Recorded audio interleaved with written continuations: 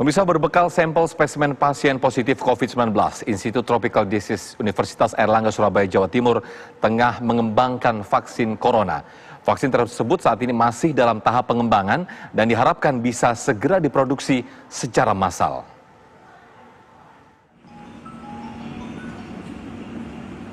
Institut Tropical Disease Universitas Airlangga Unair Surabaya saat ini tengah melakukan penelitian untuk membuat antivirus atau vaksin corona.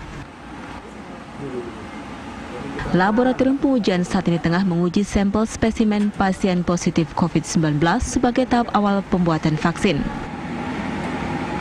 Rektor UNER Profesor Muhammad Nasih menyatakan timnya tengah melakukan penyusunan proposal untuk melanjutkan tahapan selanjutnya. Untuk dapat memproduksi vaksin, tahapan yang dilakukan memang cukup banyak, mulai dari penanganan pasien, pemeriksaan sampel, hingga pengembangan vaksin. Jadi tentu saja ini kan proses penelitian itu kan memerlukan proses yang cukup panjang. Yang pertama tentu pengujian model dari pembuatannya harus benar-benar teruji dan kemudian disepakati oleh semua ahli yang ada sehingga nanti hasilnya juga istilahnya ya paten lah gitu hasilnya. Nah sekarang dalam proses perancangan di proposal atau perancangan di metode penelitiannya untuk kemudian nanti akan lanjut ke proses laboratorium. Proses pembuatan vaksin memang cukup panjang, namun pihak UNER optimistis segera mengantongi izin dari Balai Penelitian dan Pengembangan Kesehatan agar vaksin yang dikembangkan ini bisa segera diproduksi secara massal. Dari Surabaya, Jawa Timur, Sandi Irwanto, TV One mengabarkan. Pemirsa, seorang warga Bekasi, Jawa Barat meninggal dunia akibat virus corona dan 9 orang warga Bekasi dinyatakan positif corona. Sementara Rumah Sakit Umum Daerah Tanjung Balai Karimun, Kepulauan Riau merawat seorang pasien positif COVID-19.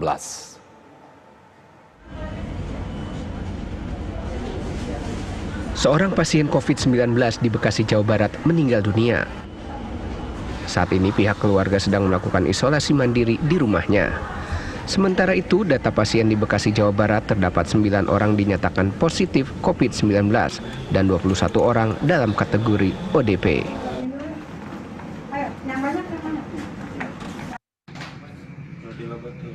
Di Garut, Jawa Barat, pasien yang dirujuk ke ruang isolasi corona di Rumah Sakit Umum Daerah Slamet terus bertambah. Data pasien ODP hingga Jumat siang menjadi 24 orang. Salah satu pasien yang dievakuasi ke ruang isolasi merupakan tenaga kerja Indonesia yang baru pulang dari Malaysia.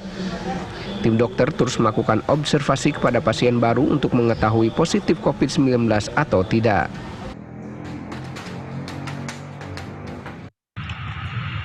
Rumah Sakit Umum Daerah Tanjung Balai Karimun, Kepulauan Riau merawat seorang pasien positif COVID-19. Pasien berusia 40 tahun tersebut sebelumnya baru pulang dari Malaysia. Ia dirawat sejak tanggal 13 Maret lalu. Tim TV One mengabarkan. Pemirsa, kita akan berdialog bagaimana atau seperti apa perkembangan penemuan vaksin virus corona tersebut. Dan kita akan bergabung dengan Profesor Muhammad Nasih, Rektor Universitas Airlangga Surabaya, Jawa Timur. Assalamualaikum Pak Nasih atau Prof Nasih. Waalaikumsalam Mas Sofyan, alhamdulillah. Ya, bisa diceritakan Prof Nasih hingga saat ini bagaimana proses pengembangan uji coba atau penemuan virus COVID-19 ini dari teman-teman Universitas Airlangga? Ya, jadi yang pertama kami ingin informasikan bahwa tentu perjalanan untuk saya sampai ke vaksin itu masih cukup lama. Betul. Sehingga kami tidak dalam posisi untuk ngeklaim sudah menemukan. Baik. Kemudian yang kedua adalah bahwa proyek ini, pengembangan vaksin maupun obat untuk corona khususnya ini akan dilakukan secara bersama-sama oleh sebuah konsorsium yang melibatkan banyak perguruan tinggi dan dalam koordinasi Kemenristek BRIN maupun Dikbud, termasuk Pak Dirjen Dikti. Nah, yang bisa kami laporkan tentu adalah yang berasal dari Universitas Airlangga.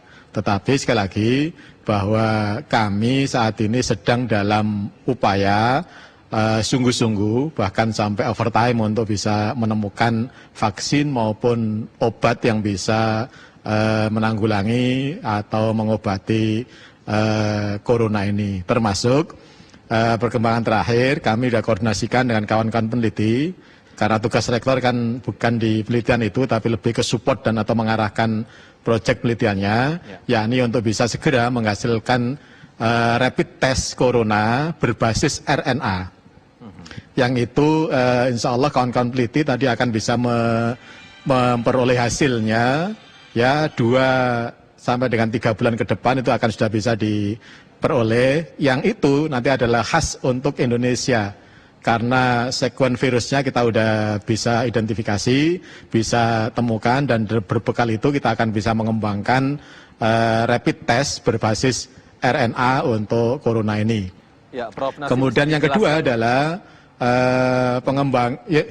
Ya, bisa dijelaskan lebih detail begitu atau lebih sederhana bahasanya rapid RNA seperti apa itu maksudnya, Prof. Nasib? Ya, jadi kan gini, jadi yang sedang ada dan sepertinya akan dipesan dan sudah datang ke Indonesia itu kan rapid test yang berbasiskan antibodi. Oke. Ya, yang itu nanti akan diperiksa adalah darahnya, gitu kan. Pada sisi yang lain kemudian kita bisa identifikasi bahwa pengembangan dari rapid test itu tentu bukan virus atau bukan sekuen virus yang susunan virus yang asli dan atau yang ada di Indonesia. Mungkin dihasilkan dari Cina, dari Korea, dari apa. Oke, itu nggak masalah. Tapi tentu aja kami sebagai peneliti di sini juga ingin mengembangkan yang khas dan atau yang khusus untuk sekuen virus yang ya dari itu cuma yang diperiksa adalah swab dari para penderita dan atau yang mau diperiksa.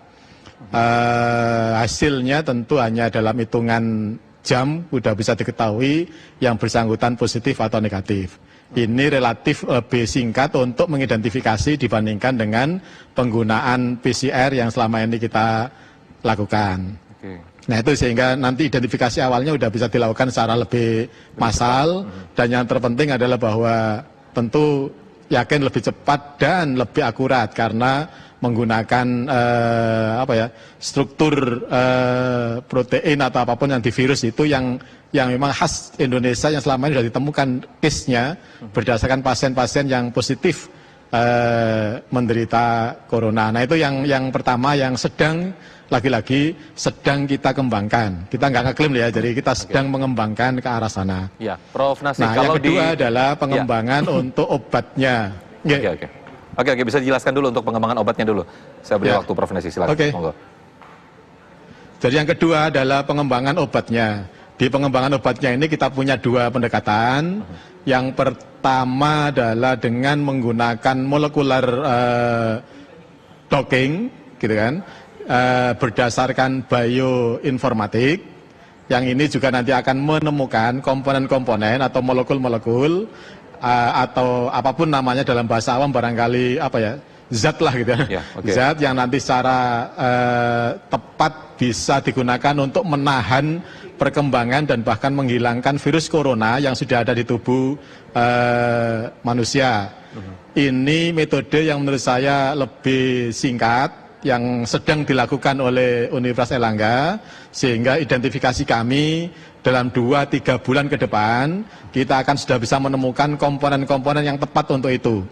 Sehingga nanti bisa segera kita uji cobakan baik pada binatang maupun pada manusia.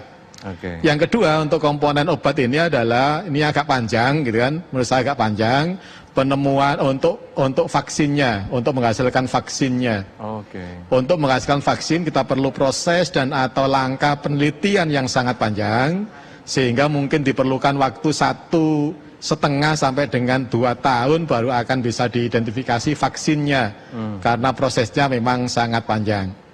Oleh karena itu, ketiga hal ini sedang diusahakan oleh Universitas Airlangga, dan insya Allah untuk dalam waktu 2-3 bulan ke depan untuk yang penemuan berdasarkan tadi molecular docking dan atau bioinformatik ini akan bisa segera segera dihasilkan. Demikian juga dengan rapid testnya kita juga akan bisa segera hasilkan. Kami sedang berusaha untuk ke arah sana bersama dengan tim-tim yang lain yang ada di UNER maupun di luar UNER, baik UI, UGM maupun IPB. Baik. Jadi ini perkembangan yang bisa kami sampaikan. Ya, kembali ke rapid test tadi ya, Prof. Nasih. Untuk tingkat keakurasiannya dibandingkan yang sudah ada di Cina selama ini dibandingkan yang di konsep oleh teman-teman Airlangga sendiri, seperti apa tingkat keakurasiannya? Oke, jadi tentu kita masih belum sampai ke menguji keakuratannya, tapi dari sisi proses yang dilaporkan oleh kawan-kawan peneliti, kami bisa sampaikan bahwa karena pendekatan dan penggunaannya relatif sama, yang diukur sama, yakni menggunakan swab, gitu kan, dan juga alat ini juga sudah diuji dengan menggunakan kontrol positif, termasuk dengan penggunaan reagen tertentu yang kita akan pesankan atau beli atau buat, tentu saya yakin ini akan relatif lebih akurat, gitu kan, karena tadi sequence dari virusnya itu berdasarkan virus corona yang ditemukan pada pasien yang ada di Indonesia. Dan karena pasien yang ditemukan di Indonesia baru saja ditemukan, maka tentu kita juga perlu proses yang agak panjang ke depannya untuk bisa menghasilkan rapid test ini. Jadi ini yang mudah-mudahan mohon doa dan dukungan dari semuanya untuk bisa menghasilkan itu. Ya, amin. Prof. Nasih, saya tergelitik ke beberapa istilah atau kata yang tadi Prof. Nasih bolak-balik sebutkan bahwa khas Indonesia tadi ya. Apakah khas Indonesia ini nantinya obat ataupun vaksin ini tidak bisa digunakan luar Indonesia? Yang kedua, apakah dengan khas Indonesia tadi, Anda sebutkan tadi, bahan obat maupun vaksin ini bahan-bahannya memang banyak atau hanya didapatkan di Indonesia? Apakah seperti itu, Prof. Nasih? Jadi yang paling membedakan kan ini, sepanjang kalau nanti struktur atau sekuen dari virusnya ini sama antara yang di Indonesia dan di luar Indonesia, tentu akan bisa digunakan.